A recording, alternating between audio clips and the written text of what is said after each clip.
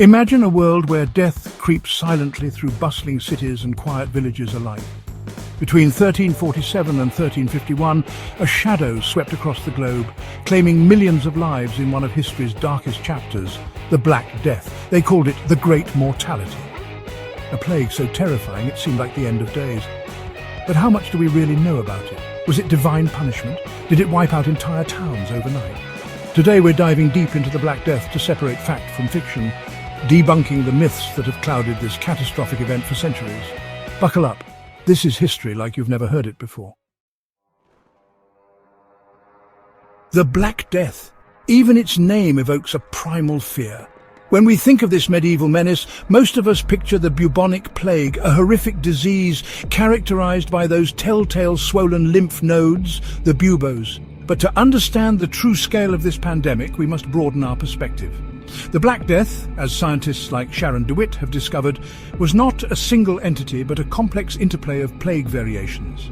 Yes, the bubonic form, spread by fleas hitching rides on rats, was a terrifying killer, but its progress was relatively slow. Then there was the pneumonic plague, a far more aggressive beast. This airborne variant attacked the lungs, spreading rapidly through coughs and sneezes. With a mortality rate approaching 90 to 95%, it could extinguish entire families in a matter of days. And if that wasn't terrifying enough, evidence suggests a third player in this dance macabre, the septicemic plague. This particularly vicious form infected the bloodstream, overwhelming the body's defenses and causing rapid death. DNA analysis of skeletal remains from mass graves, such as those excavated in London in 2011, paint a grim picture, confirming the presence of Yersinia pestis, the bacterium responsible for all three plague variants. The Black Death, then, wasn't just one disease, it was a deadly trio, a perfect storm of infectious agents that swept through medieval Europe with terrifying efficiency. The Black Death, a European tragedy, far from it.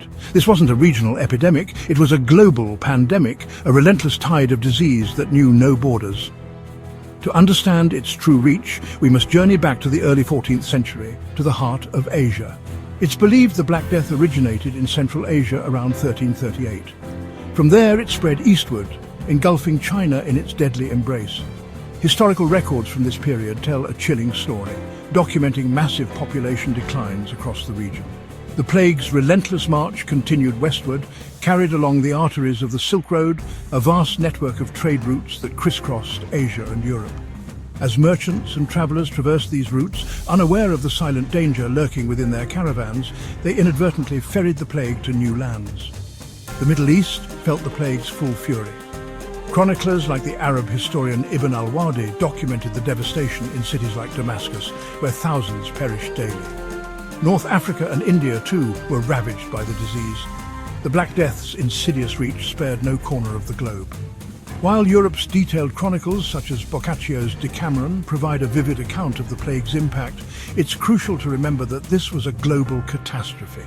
The Black Death left its mark on every continent it touched, reshaping societies and altering the course of human history. The Black Death, a swift and merciless killer, striking down its victims within days. Or so the stories go, but like many aspects of this pandemic, the reality is more nuanced, more complex. While it's true that the bubonic plague, with its 50 to 70% mortality rate, could claim lives within 2 to 6 days of the first symptoms, survival was far from impossible. Chroniclers like the Italian Agnolo di Tura, who witnessed the plague's devastation firsthand, wrote of individuals who, against all odds, recovered from the disease. The pneumonic plague, with its swift and deadly progression, was undoubtedly more lethal. Yet, even in the face of this relentless enemy, there were survivors. These individuals, possessing perhaps a robust immune response or contracting a milder strain, clung to life and emerged from the shadow of death. The Black Death's impact was far from uniform. Age, overall health, and even sheer luck played a role in determining who lived and who perished. Medieval accounts tell of survivors, their bodies bearing the scars of the disease, who bravely nursed the sick, tending to their wounds and offering comfort in their final moments. While the fear it instilled was universal, the Black Death's grip on life was not absolute. It was a terrifying foe, but it was not an instant, indiscriminate killer. Faced with the Black Death's relentless advance, medieval societies fought back with the best weapon they had: quarantine. The word itself, derived from the Italian 40 giorni, 40 days, hints at the strategy employed. The Maritime Republic of Venice, a hub of trade and travel, was among the first to implement this radical public health measure. Ships arriving from plague-stricken ports were forced to anchor offshore for 40 days, isolating their crews and cargoes in a bid to prevent the disease's spread. While these early attempts at quarantine represented a significant step towards modern epidemiology, their effectiveness was limited by a crucial factor: a lack of understanding of the disease's transmission. Medieval physicians, lacking the tools to see microscopic enemies, were unaware that fleas, not just human contact, were the primary vectors of the plague. While isolating the sick helped slow the disease's spread, it did little to stop infected rats and their flea passengers from spreading the plague throughout cities. Florence, despite enacting strict quarantine measures, lost nearly half its population to the Black Death. The plague, it seemed, could not be contained by walls and isolation alone. It would take centuries for humanity to fully understand the importance of sanitation and rat control in combating the plague. Quarantine, while a valuable tool, was not a silver bullet. The Black Death exposed the limitations of medieval medicine and highlighted the crucial role of scientific understanding in combating infectious diseases. In the face of such unimaginable suffering, it's only natural to seek explanations, to find meaning in the midst of chaos. For many in the 14th century, the answer lay in the realm of the divine. The Black Death, they believed, was a punishment from God, a scourge visited upon a sinful humanity. Across Europe, flagellants, their backs raw from self-inflicted wounds, roamed from town to town, seeking atonement through pain. Others, desperate to appease God's wrath, turned their fear and anger on those they deemed responsible minorities, the marginalized, the different. Tragically, this misguided search for a scapegoat led to horrific pogroms against Jewish communities, fueled by baseless accusations that they had poisoned wells and spread the plague. Science, however, offers a different perspective. The Black Death, far from being an act of divine retribution, was a natural disaster, a consequence of a bacterium, spreading unchecked through a world ill-equipped to deal with it. Genetic studies, like those conducted by Kirsten Boss in 2011, have conclusively identified as the culprit. The plague's spread was facilitated by trade routes, unsanitary living conditions, and a lack of understanding of disease transmission, not by the wrath of God. The myth of divine punishment, while offering a semblance of explanation in a time of terror, ultimately fueled ignorance and violence. The Black Death, a stark reminder of humanity's vulnerability to the natural world, challenged our understanding of our place in the cosmos. The Black Death, a merciless reaper, cutting down entire villages and towns, leaving nothing but empty houses and silent streets in its wake. It's a chilling image, often conjured up when we think of the plague's devastation. But is it an accurate portrayal of what transpired? While some villages, particularly in England, were indeed abandoned in the wake of the plague, total annihilation was not the norm. The reasons for these abandonments were complex, often driven by economic collapse and social upheaval in the plague's aftermath, not solely by a 100% mortality rate. Cities too, though hit hard by the Black Death, proved remarkably resilient. London and Paris, despite losing a significant portion of their populations, did not vanish from the map. Instead, they gradually recovered, bolstered by an influx of people from rural areas seeking new opportunities. Historical records like England's manorial rolls, which meticulously documented land ownership and population figures, paint a more nuanced picture.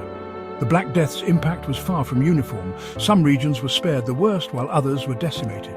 The Black Death undoubtedly reshaped the social and economic landscape of Europe, yet it did not transform the continent into a desolate wasteland.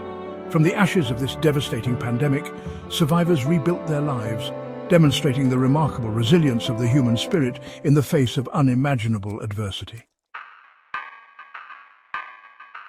The Black Death, a cataclysmic event that reshaped the course of history, but did it single-handedly dismantle the rigid social structure of feudalism? The answer, as with many historical narratives, is more complicated than a simple yes or no. The plague's impact on feudalism is undeniable. The massive death toll led to severe labour shortages, giving peasants, once bound to the land and their feudal lords, unprecedented leverage. They could demand higher wages, migrate to areas where their skills were in high demand, and challenge the authority of the ruling class. In England, the Statute of Labourers, enacted in 1351, attempted to suppress this social and economic upheaval by freezing wages and restricting peasant movement. This act, however, proved largely ineffective, highlighting the shifting power dynamics in the wake of the Black Death. While the plague weakened the grip of feudalism in Western Europe, it's important to remember that this ancient system had deep roots. In parts of Eastern Europe, feudalism persisted for centuries after the Black Death. Moreover, other factors contributed to feudalism's eventual decline. The Renaissance, with its emphasis on individual achievement and intellectual curiosity, and the Reformation, which challenged the authority of the Catholic Church, played significant roles in dismantling the medieval social order. The Black Death, while not the sole architect of feudalism's demise, acted as a catalyst. It exposed the system's vulnerabilities, accelerated existing social and economic trends, and set the stage for a new era.